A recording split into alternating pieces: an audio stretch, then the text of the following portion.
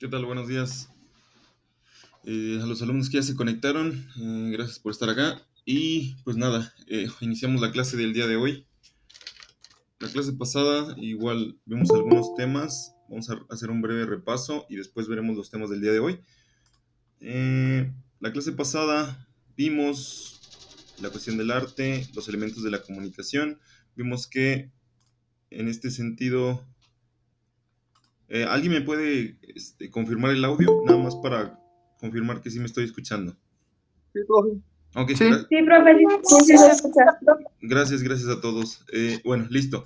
Entonces continuamos. Estábamos viendo que en la clase pasada vimos los elementos de la comunicación en el idioma. Vimos que existe un emisor, un mensaje y un receptor. Pero no solo esos tres elementos, también está el elemento del código, está el canal.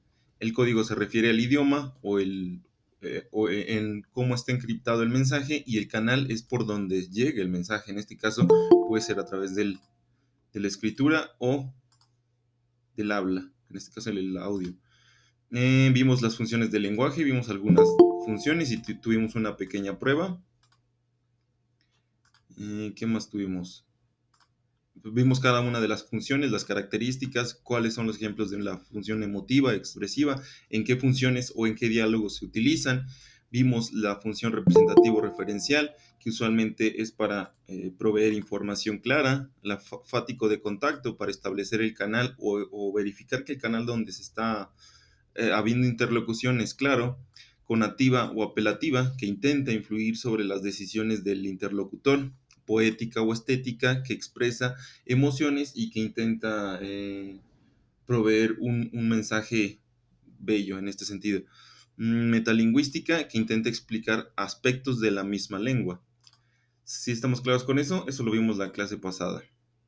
¿Qué más vimos la clase pasada? Vimos algunos ejemplos de intención comunicativa, ya ustedes hicieron un pequeño ejercicio, también hicieron una prueba en tiempo real.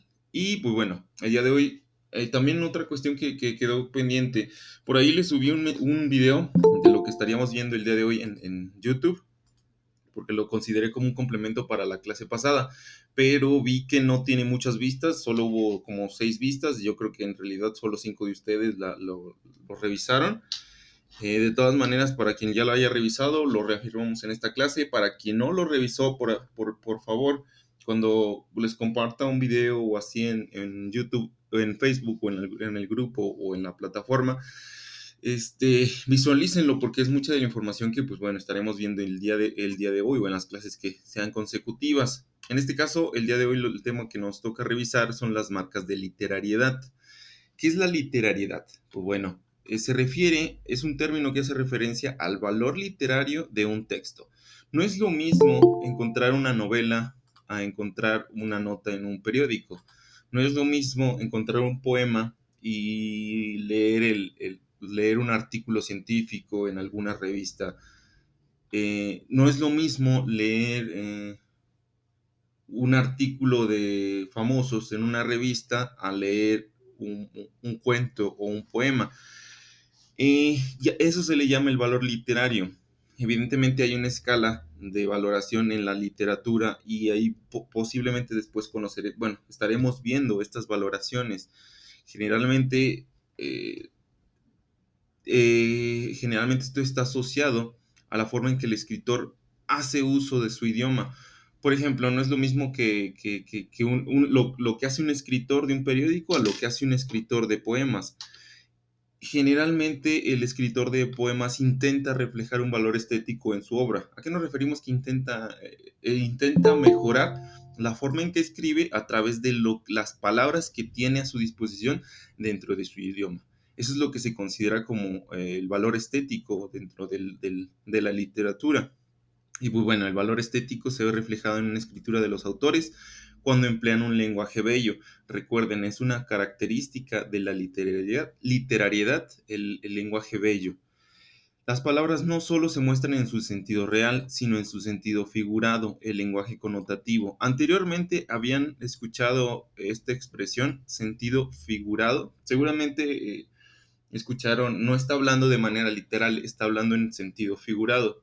Alguien que pudiera recordarnos a qué se refiere cuando alguien dice que está hablando en sentido figurado? Yo, profe, Sí, Alba, díganos. es cuando, o sea, es cuando una cosa no es real, como por ejemplo, diciendo, si te tomas este medicamento vas a bajar de peso en unos 2 días.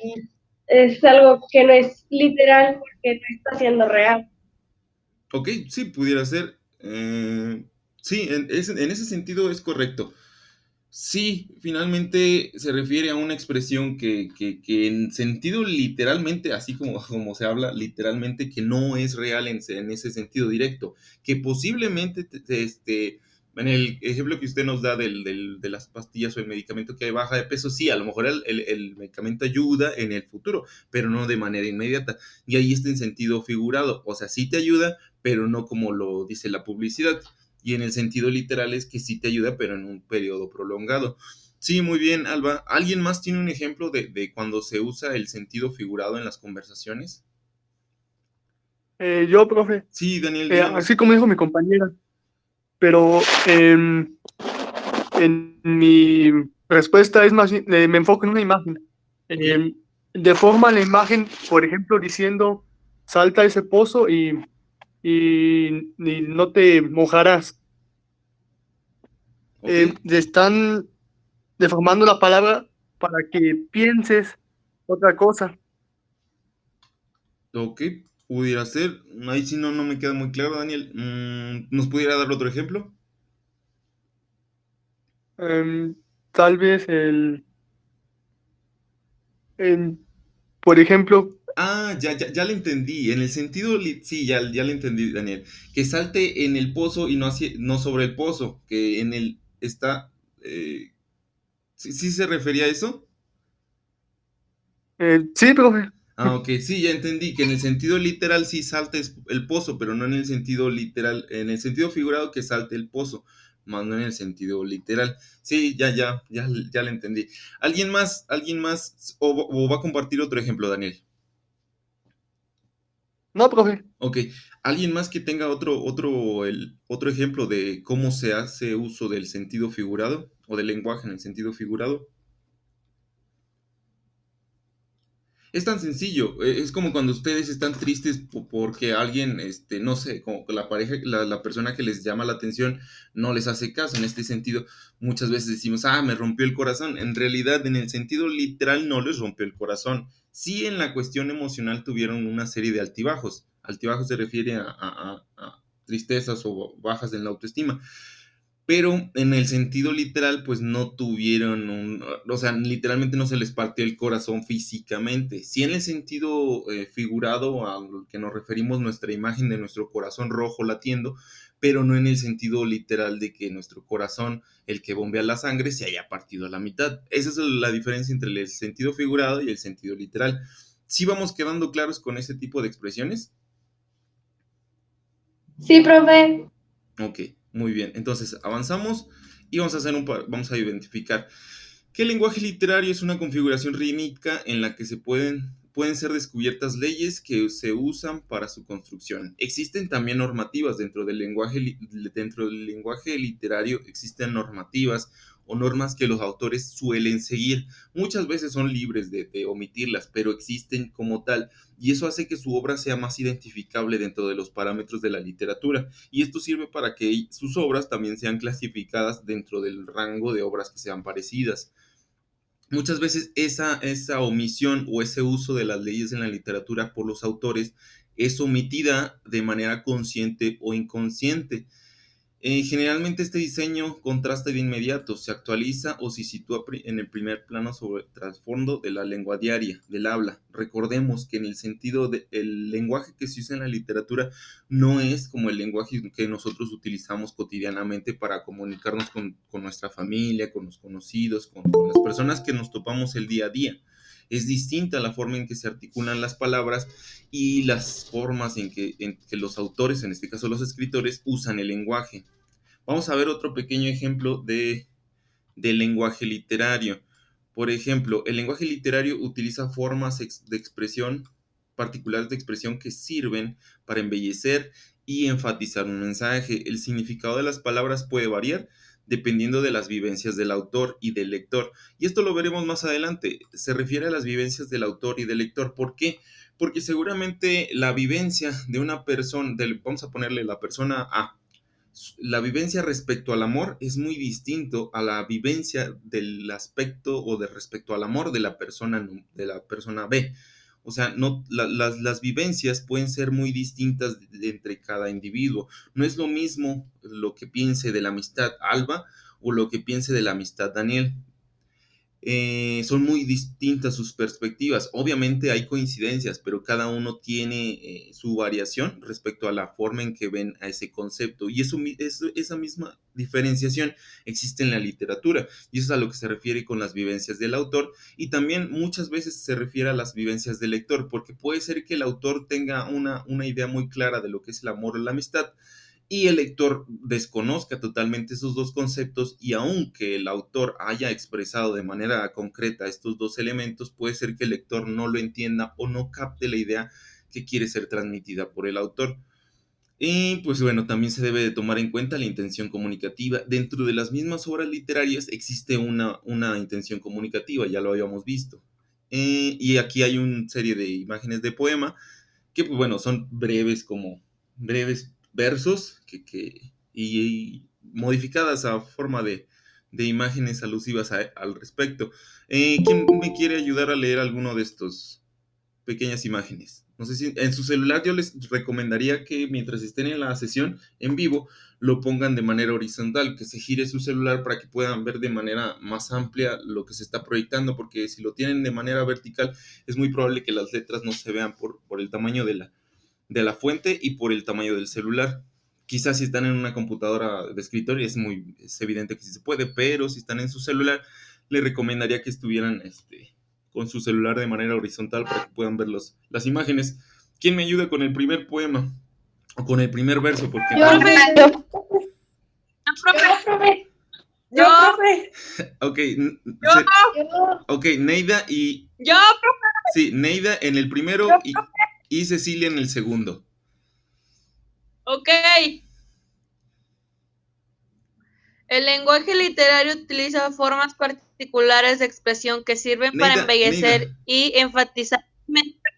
¿me puede ayudar más con el poema? La definición ya la revisamos. ¿Nos puede ayudar con el poema que está del lado izquierdo, el que dice el del cabello color naranja? Sí, profe, disculpe. Sí, gracias, Neida. Y ahora, triste amado, pero es más triste empezar sin haber ayudado.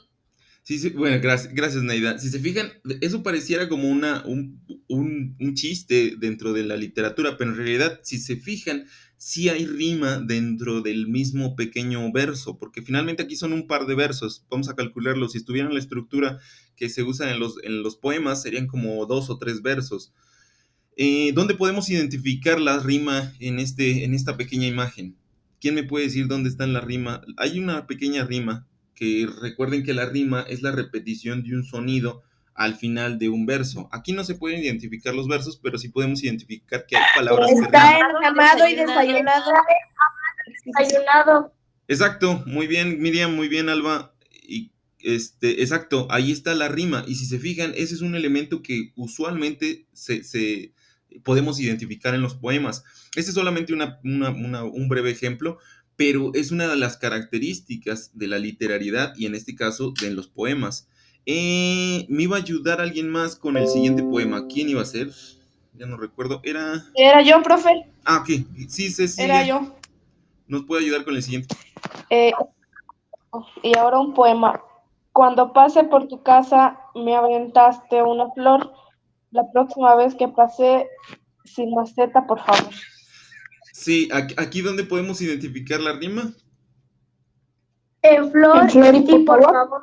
Exacto, si se fijan, nuevamente hay una repetición del sonido, o en este caso de las sílabas de dos palabras, que en este caso coinciden flor con favor. Y ese uso también, les comentaba, es evidente en los poemas. Y esta es una de las características, bueno, del lenguaje literario. Y vamos con el siguiente. Vamos a ver lo que les explicaba hace rato, que existen dos lenguajes. Esto sí es importante que lo anoten dentro de sus notas o dentro. Esto está en su libro, pero generalmente pues igual su libro no lo pueden estar consultando a cada que se le requiere, porque pues está digital y tendrán que estar abriendo y cerrando el archivo. Yo les recomiendo que tomen nota de la siguiente diferenciación. Existen dos tipos de lenguaje. Está el lenguaje denotativo que sirve para escribir, bueno, el lenguaje denotativo que usualmente nosotros utilizamos para describir de manera literal la situación, un objeto, cualidades de un objeto, características de un objeto, sin asociarlo a ningún lenguaje figurado. Recuerden, el lenguaje denotativo es lo literal. Por ejemplo, ¿qué podemos decir de un perrito en lenguaje denotativo? ¿Alguien que me pueda ayudar? Una característica general de un perrito en lenguaje denotativo. Vamos a imaginarnos un perrito. ¿Qué podemos decir del perrito? Que es grande o que es chico. Ok. Es grande. ¿Qué otra característica podemos identificar de un perrito? Que tiene el pelo suavecito. Ok. Que es bonito. Y es bonito. Ok, listo. Eso sería nuestro lenguaje denotativo, que es literal. Es algo que nosotros podemos ver de manera evidente. ¿Sí está claro? Eso es a lo que nos referimos con el lenguaje denotativo. Denota cualidades en el objeto que se está describiendo. En este caso, pues el perrito. Esto está por acá. Listo, este sería nuestro lenguaje denotativo. Y en el caso del lenguaje connotativo, nuestro lenguaje connotativo se refiere al lenguaje figurado. ¿Qué características tendrá el perrito en el lenguaje figurado? Que no sean de manera literal, que nosotros digamos, sí, puede ser que sí sea cierto, pero está dentro de una interpretación o de un uso del lenguaje bello. ¿Qué podríamos decir de un perrito? Tal vez sería como el perrito tiene el pelo suavecito como un osito. Ajá, sí,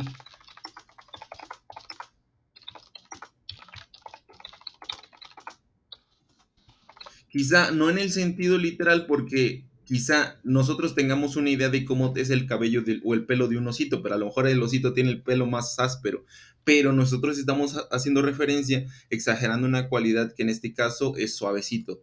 ¿Sí estamos claros? Suavecito. Listo. ¿Alguien, otro lenguaje figurado que pudiéramos identificar en las cualidades o características del perrito? Que sea figurado, que no sea denotativo, que sea connotativo. El perro tiene un color muy bonito.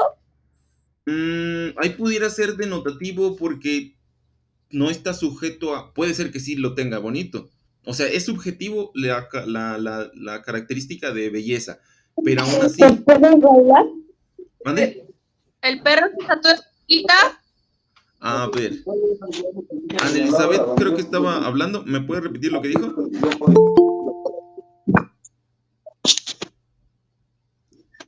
Alguien participó, pero no. ¿Que puede bailar? El perrito puede bailar. Puede ser. Vamos a ponerlo. ¿Cómo? Vamos a ponerlo. El perrito. ¿Cómo? Vamos a complementarlo para que esto sí aplique en el lenguaje figurado. El perrito puede bailar como. ¿Hay alguna figura o alguna persona que baile muy bien? Michael Jackson. ¿Cómo se escribe Michael? Sí es Michael, ¿verdad? Mitchell, o ¿cómo se escribe Michael Jackson? Sí, creo que sí. Sí, es así, Creo que sí, profe. profe. Ok.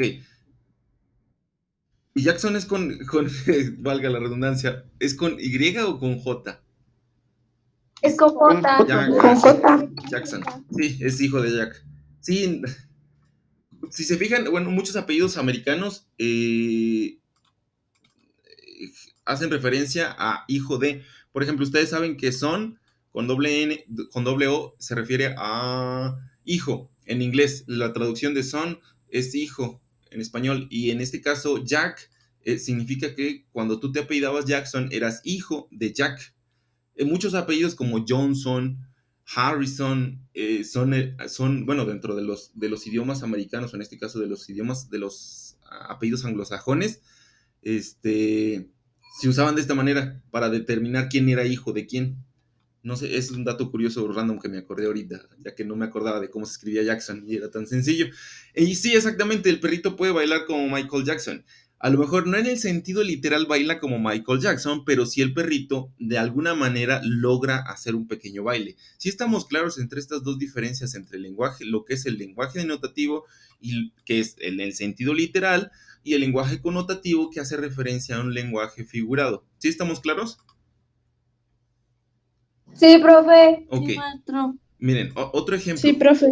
Por Sí. ejemplo, tenemos un ejemplo del bolígrafo. En el sentido denotativo o literal, el bolígrafo nos ayuda, sirve para escribir. Eso no cabe duda. En el sentido literal, el bolígrafo se usa para escribir.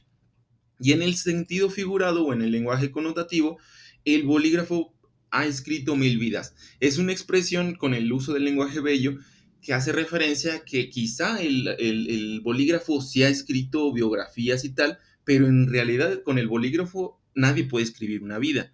O sea, puedes escribir la biografía de una persona, pero no puedes escribir una vida. Si vamos claros, ese es, o, por ejemplo, en otro ejemplo cabe en los dos elementos. Con dicha pluma se escribieron los poemas más tristes. Es en el lenguaje literal, porque sí, muchas veces pudiera ser que con una pluma específica se hayan escrito los poemas más tristes. Y es otro ejemplo de cómo se hace uso dentro de la literatura el lenguaje connotativo y el lenguaje denotativo. Y vamos a ver la definición operativa. Las palabras que utilizamos a diario pueden tener dos tipos de significado. Ya dijimos el denotativo, el cual es objetivo, no es subjetivo a interpretación, no está sujeto a lo que yo pueda entender, es objetivo. Como el perrito. El perrito es suavecito, es claro. El perrito es bonito, es claro. Aunque ahí la belleza pudiera ser interpretada de diferente, pero es evidente, es objetiva. Es decir, hace referencia al significado de la palabra. En el segundo, ya vimos que es el lenguaje connotativo, es subjetivo. Muchas veces usa uso del lenguaje figurado para provocar sentimientos y emociones en el lector. Este último es utilizado regularmente en las obras literarias. Con el ejemplo que ustedes hacían del perrito, el perrito puede bailar como Michael Jackson.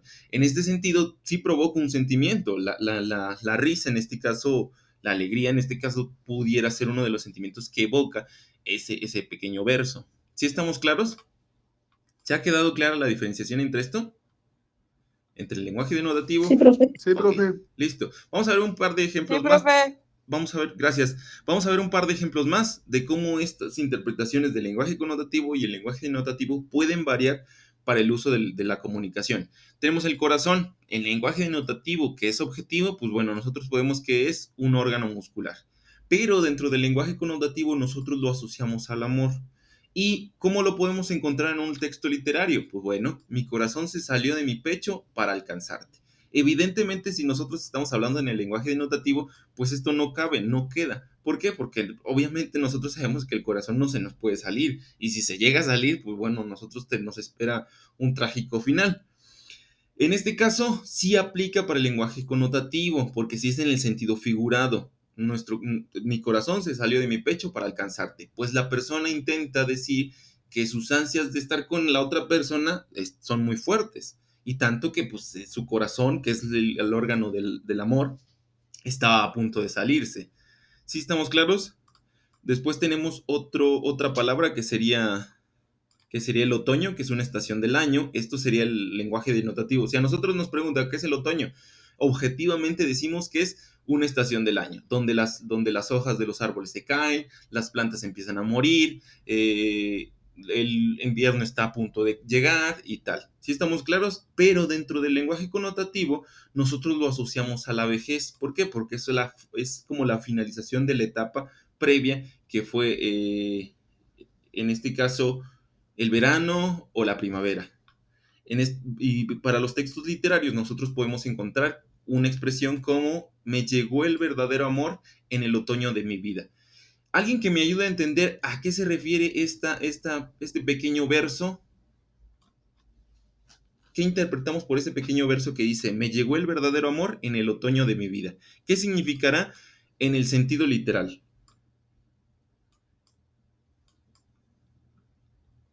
¿Alguien que esté por ahí? Que le llegó el amor Significa... a finales de su vida. ¡Ach! Exacto, Daniel. ¿Tenía algún otro ejemplo, Alba? No, profe, era lo mismo. Ok, sí, ambos están correctos, gracias Daniel. Exacto, se refiere a que la persona encontró a la persona que requería o que quería amar al final de su vida, porque asociamos al otoño como el final pues, de las etapas de la vida humana. Sí, muy bien. Recuerden, esta es la diferenciación entre el lenguaje connotativo y el lenguaje denotativo, pero dentro del mismo lenguaje figurado nosotros podemos hacer una reinterpretación para considerarla como un lenguaje denotativo. Después tenemos otra palabra que es camino, que nosotros en el lenguaje denotativo o en el sentido literal lo reconocemos como una ruta, una vía que permite desplazarnos hacia otro lugar, ya sea a pie o por otro medio de transporte. Y en el lenguaje connotativo podemos identificarlo como los pasos transitados. Por ejemplo, vamos a leer la siguiente frase. Mi vida ha recorrido tantos caminos que ya pronto llegaré a mi destino. ¿Qué se referirá en el sentido en el sentido literal esa expresión? ¿Nos puede ayudar, Alba? Ya que querían la frase anterior. ¿Sí sigue por ahí, Alba? ¿Te ha llovido mucho? A ver, Ana, sí, compártanos. ¿Cómo?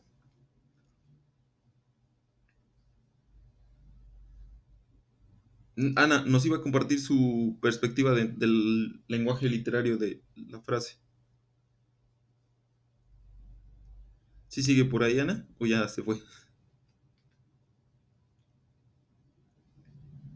¿Alguien más? ¿Alguien más que nos quiere compartir su reinterpretación en el lenguaje denotativo de la frase mi vida ha recorrido tantos caminos que ya pronto llegaré a mi destino? Yo, profe, Sí, díganos. es como decir que ha pasado muchas cosas o diferentes situaciones o problemas para llegar al fin a un punto donde es como paz y tranquilidad, se podría decir. Exacto, Alba. Sí, esa sería una interpretación. Recuerden que nosotros podemos tener interpretaciones distintas del lenguaje literario, por lo mismo, porque no es tan objetivo como pudiera ser el lenguaje denotativo. Muy bien, gracias. La siguiente, la palabra que identificamos como palabra principal es la noche.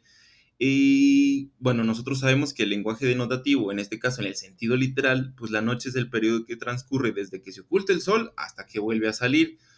Y en el lenguaje connotativo nosotros solemos asociar a la noche con la oscuridad y la tristeza. Por ejemplo, vamos a leer el siguiente verso. Cuando te fuiste de mi lado, la noche llegó de mi vida. Otra vez. Cuando te fuiste de mi lado, la noche llegó a mi vida y no sé cuándo volveré a ver la luz. ¿A qué se referirá este pequeño verso? Yo, profe, Sí, Neida. por decir, dice que, por decir como cuando una pareja se deja, sufren diferente, cada persona sufre una diferente, se puede decir como depresión. Entonces, a lo que yo me basaría sería que a cada uno como que ya no sería de día, sino como que les llega como esa noche y ya tardan un tiempo en volver a creer en otra persona. Por eso lo basaría en que volviera a ver la luz.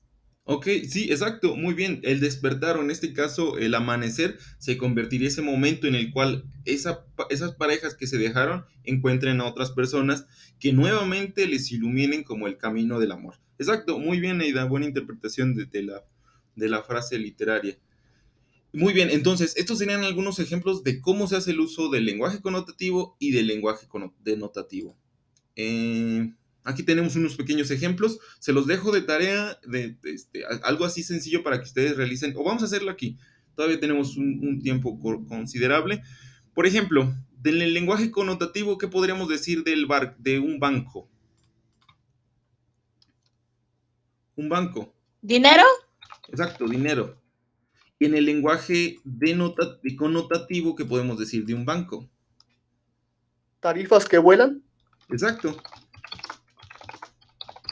Porque en el sentido literal no pueden volar las tarifas, pero sí puede aumentar o crecer el valor de las tarifas que te cobra un banco. Exacto, muy bien, buen ejemplo, Daniel. Vamos con otra más sencilla. Sierra. En el lenguaje denotativo, ¿qué es una sierra? ¿Cerro? Sí, exacto, pero algo menos, algo más. Un utensilio ¿Naturaleza? para cortar.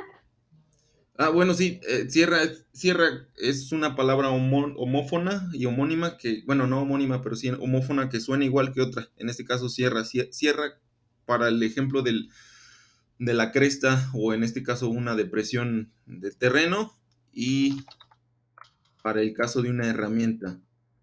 ¿Qué sabemos de una sierra? ¿Qué es lo que ustedes escuchan cuando dicen, ese sujeto se fue a la sierra? ¿Como un rancho? O a otra, como para un lugar o un pueblo muy alejado que está entre puros cerros y puro monte, pues. Exacto. Si se fijan, la descripción de sierra en el sentido denotativo sería está lejano entre el monte. Pero en el lenguaje connotativo, ¿qué podríamos decir de la sierra? ¿Entre un cerro y otro? Pero en el lenguaje connotativo, intentando hacer el uso bello del lenguaje, además de queriendo dar otra interpretación irreal dentro de la sierra, dentro de la ¿Entre un cerro grande y verde? No, porque Estoy eso sí. pensando en las nubes. A ver, complételo. Podría ser, él huyó o voló hacia la sierra, que podría referirse como a que él corrió y se fue lejos. Pudiera ser, pero eso sí podría ser interpretado también del lenguaje denotativo, porque es algo objetivo. Usted está diciendo que esa persona, pues sí, se fue a ese lugar. ¿No pudieran asociar a la palabra sierra algún sentimiento o alguna situación emocional con una persona? Profe, podría ser, no sé, como se fue a un lugar lejano entre verdes paisajes o algo así. Sí, pudiera ser, pero hay que cambiarle ahí un poquito, porque eso literal es algo literal. Es como si yo le dijera a usted, pues usted fue a la sierra y fue a un lugar muy bonito y tal. Sí es real, es algo que sí puede ser objetivo. A lo que nos referimos con el lenguaje connotativo es de que nosotros le inventemos o le asociamos un significado poco evidente a la sierra. Podría ser un ejemplo así como, las posibilidades de ¿Puedo nuestro... dar un ejemplo, profe? Sí, a ver, díganos. Por ejemplo, podría ser que se fue a una sierra muy cercana al sol, por decir un ejemplo. ¿Y cuál se... Exacto, se fue...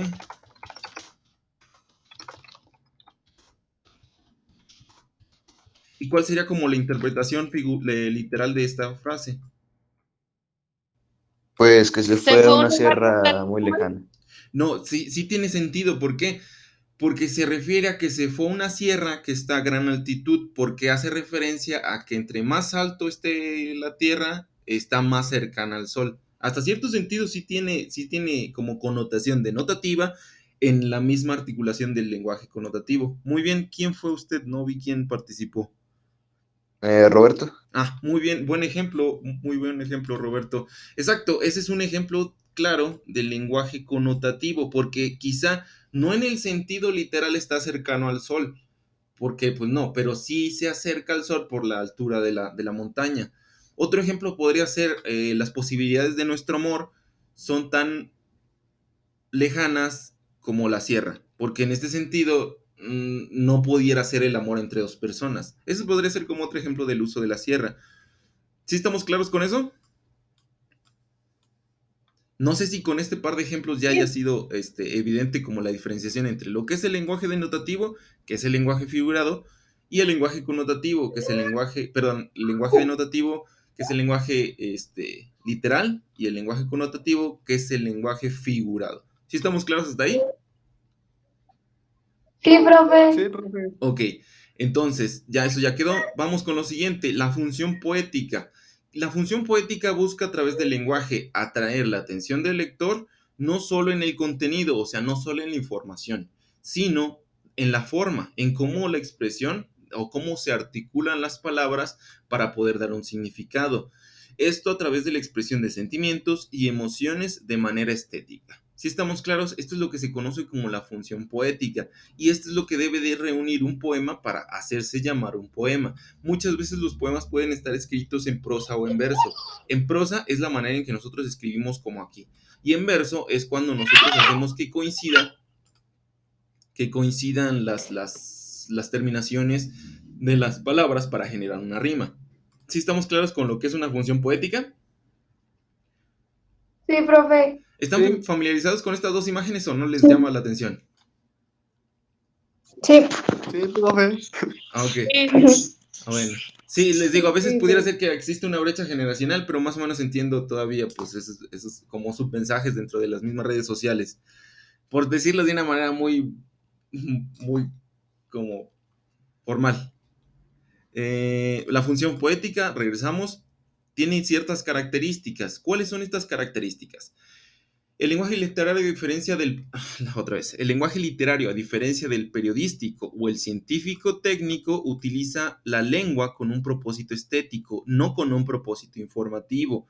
Y por ello contiene gran carga expresiva y afectiva, que permite crear imágenes. ¿A qué se refiere crear imágenes? Cuando les dicen a ustedes una palabra así como corazón, en su mente vienen y se evocan muchas asociaciones como la amistad, el amor, la fraternidad, y no solo el corazón físico que late bombeando sangre.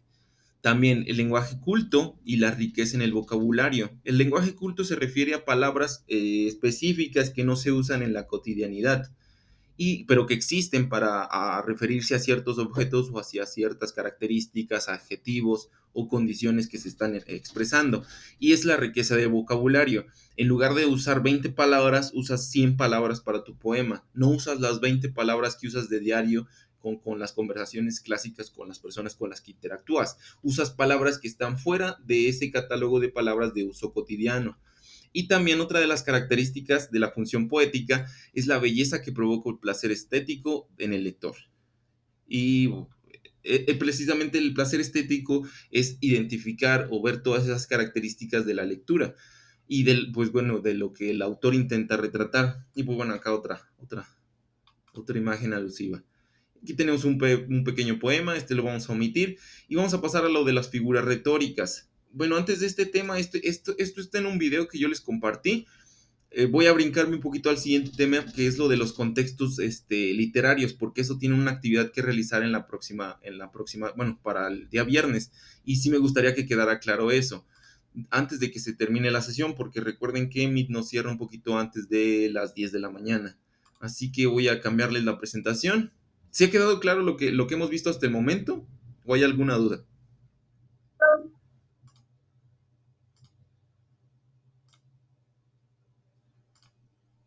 No hay dudas, profe. Gracias, Daniel. Y entonces dejen paso a la siguiente presentación, que es lo de los contextos literarios. Sí, aquí está. Listo.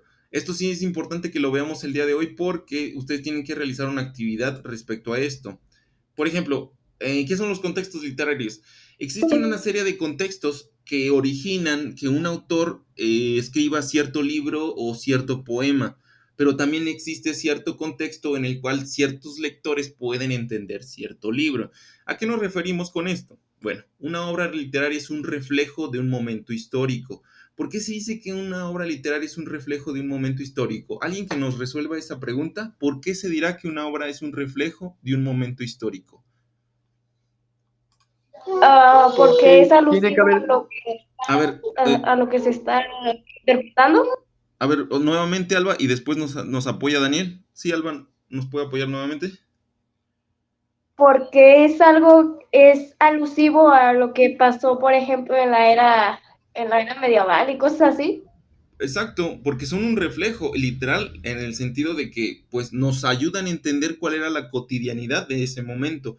A través de esas líneas o las líneas que escribió una persona podemos entender en qué condiciones vivía y a qué problemas se enfrentaba. Exacto. Daniel, ¿nos puede apoyar con su participación? Porque no puede haber una obra si no hay una historia. Forzosamente tiene que haber una historia para que la puedan redactar. Exacto, sí, la inspiración no sale de la nada, no es como que uno esté viendo al horizonte y de repente se le vengan una serie de historias muy entretenidas, no, tuvo que haber tenido experiencias que se asocien a lo que está escribiendo el autor. Exacto, muy bien, Daniel. Y bueno, entonces haciendo referencia a esto, existen dos tipos de contexto principal. Tenemos que entender que hay un contexto de producción. Valdría la pena que tomen nota de lo siguiente porque sería muy útil para su trabajo del día viernes. Muchos de ustedes a lo mejor ya lo entregaron, pero sí sería conveniente que llegaran a poder hacer sus ediciones o pudieran basar su trabajo en lo que veremos ahorita. Tenemos un contexto de producción que se hace referencia a quien escribe o hace la obra, y tenemos un contexto de recepción. Vamos a describir primero el contexto de producción y después el de recepción. Producción. ¿Quién produce? Pues bueno, existe un autor y existe una obra, pero esa obra seguramente y ese autor tuvieron un contexto social. ¿Cuál es el contexto social? Pues bueno, es la vida personal del autor. ¿A qué se refiere la vida personal? Va desde la formación de la persona, a qué se dedicaba, su trabajo, su familia, porque una variación dentro de la familia nuclear o que haya tenido muchos hermanos, que haya tenido pocos hermanos, que no haya tenido hermanos, que haya sido abandonado, que haya nacido y crecido con sus padres, varía mucho en la forma en que una persona puede percibir su realidad. Eso es a lo que nos referimos al contexto social, las condiciones que estuvieron dentro de la vida del autor. ¿Qué condiciones le dieron o lo llevaron a escribir esa obra? Eso es a lo que nos referimos con el contexto social. Es la vida personal, en términos prácticos, la biografía del autor. ¿Sí estamos claros hasta ahí? Sí, profe. Ok. Sí, profe. Después tenemos el contexto histórico. El contexto histórico habla de las características de la época histórica en que vivió. ¿En qué momento vivió el autor? Vamos a imaginarnos a quien escribió Pinocho.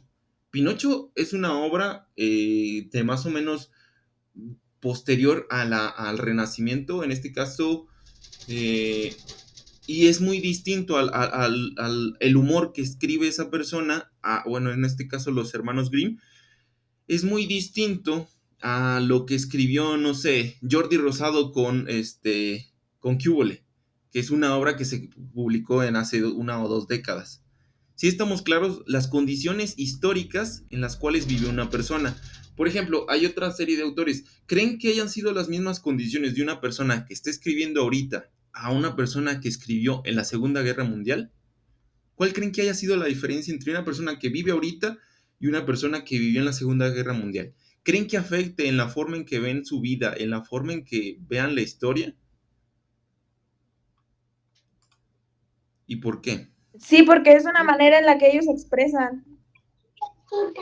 Exacto. ¿Por qué? Porque posiblemente el sufrimiento que generó la Segunda Guerra Mundial sí se asemeje un poco al sufrimiento que pudiéramos estar experimentando por el condicionamiento social, en este caso por el aislamiento social, pero es muy distinto el tipo de fenómenos que estamos experimentando. Seguramente sí tiene variaciones psicológicas, pero es muy distinto lo que relata una persona que vivió en la Segunda Guerra Mundial a lo que estamos relatando actualmente. Si estamos claros, recuerden, eso es a lo que se refiere con el contexto histórico. Y después tenemos el contexto cultural, que se refiere a las corrientes filosóficas y artísticas literarias de la época.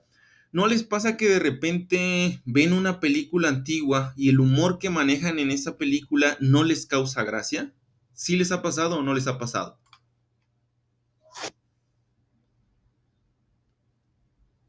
Sí, pero yo creo que es por lo mismo de en las condiciones que estaban en esos momentos o lo que sufrían, porque también lo ven como una manera de expresarse, aunque ahí sí creo que es actuado.